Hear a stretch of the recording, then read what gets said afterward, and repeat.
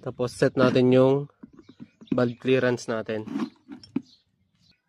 Ito. Yung nasa baba. Yan, 0.051. Tapos inches naman niya, 0.02. Yan o. Masyadong maluwang.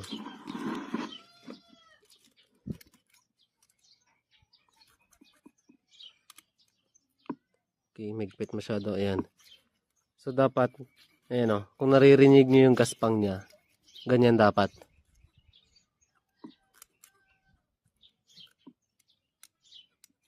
Ayan.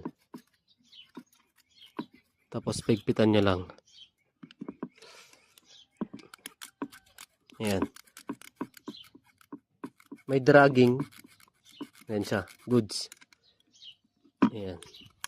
Tapos, sa exhaust tayo.